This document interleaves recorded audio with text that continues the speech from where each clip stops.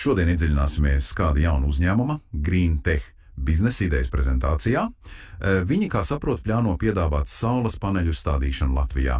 Un, kas interesanti, šis materiāls nāk no kursa par mākslīga intelekta lietošanu biznesā.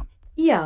Mūsu mērķis šodien ir saprast, kas tad ir šīs idejas pamatā, ko viņi sola, kādi plusi, kādi mīnusi, tieši kā tas parādās šajā konkrētajā dokumentā. Tieši tā. Skatīsimies tīri uz to, ko šī prezentācija mums stāsta par GreenTech piedāvājumu, kā viņi sevi pozicionē tirgū un, arī kādus izaicinājumus paši saskata. Tikai tas, kas ir šeit rakstīts. Labi, sāksim ar pašu, kodolu. Ko tad GreenTech piedāvā? Izskatās, ka centrālais produkts ir Solar Smart Kit. Un sola, ka šī sistēma varētu saražot līdz pat 80% no mājsaimniecības elektrības patēriņa. Tas ir daudz. Jā, un uzsvars tiek likts uz pilnu servisu, no konsultācijas līdz pat apkopei. Viss iekļauts, bet divas lietas uzreiz piesaista uzmanību. Ļoti ātra uzstādīšana, runa ir par 2 dienām. 2 dienas, jā. Un iespaidīga garantija. Pat līdz 25 gadiem. Tieši šis ātrums, šis 2 dienas un arī tā palīdzības subsīdiju saņemšanā, to viņi paši izceļ kā savas, konkurences priekšrocības. Jā.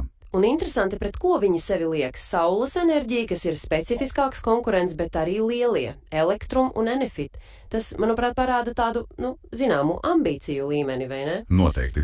Vēl piemin arī mobilās lietotnes integrāciju un elastīgas cenas. Protams, kā jau biznesa plānā pienākas, ir minēts arī stiprās puses. Proti, augošs pieprasības pēc atjaunojamās enerģijas, tas ir skaidrs, arī valsts un Eiropas Savienības atbalsts. Jā, tas ir svarīgi šajā nozarē. Bet ir arī, tas vājās puses atzīmētas, augstās sākotnējās izmaksas klientam, tas vienmēr ir tas lielais jautājums ar šādu veidu investīcijām mājām, vai ne? Protams, tas ir šķērslis daudziem. Un vēl atkarīgi no laika apstākļiem. Latvijā tas tomēr ir faktors. Un fakts, ka sabiedrību, kā viņi paši saka, vēl ir jāizglīto par šo. Un tas, ka viņi paši apzinās arī citus biznesa riskus, ir, manuprāt, labi. Piemēram, ekonomiskā nenoteiktība, izējmateriālu cenu svārstības, arī klientu tādam, vilcināšanās investēt. Jā, piesardzība. Tieši tā.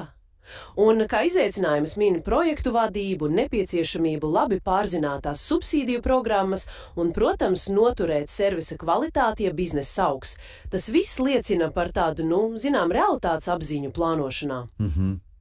Un kā viņi plāno sevi pieteikt tirgū? Mārartings.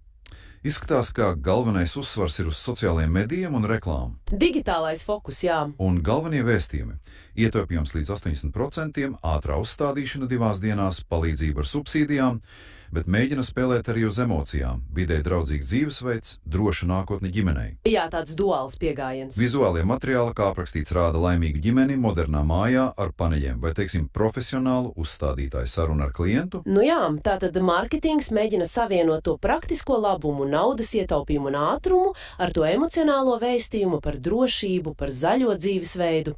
Un mērķa auditorija arī diezgan skaidri iezīmējās - jaunas ģimenes, privātmāju īpašnieki. Vēl viens aspekts, kas šķiet nāk tieši no tā kursa konteksta, kur šī prezentācija tapa, tā digitālā puse, ir pieminēts mājaslaps un mobilās lietotnes koncepts. Jā, tas AI aspekts. Tieši.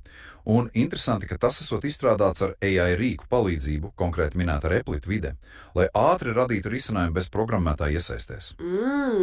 Prezentācijas noslēgumā pat ir uzskaitīti konkrēti AI rīki - ChatGPT, Claude, Canva un citi, kas izmantoti gan pašas prezentācijas veidošanai, gan ideju ģenerēšanai. Un redziet, tas ir tāds interesants, meta līmenis. Pati šī prezentācija kalpo kā piemērs tam, kā AI var izmantot biznesa attīstībām. Jā, tieši tā. Sākot no idejas radīšanas līdz mārketinga materiāliem un pat, kā viņi saka, vienkāršas mājaslapas izveidei, tas parāda, ka šie rīki tiek uztverti kā reāls resurss.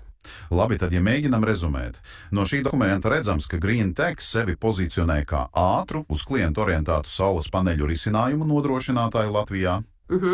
Izmanto digitālos rīkus, akcentē palīdzību subsīdiju jautājumos, bet, kas ir svarīgi, prezentācija atzīst gan tirgus iespējas, gan arī diezgan būtiskus šķēršļus un riskus.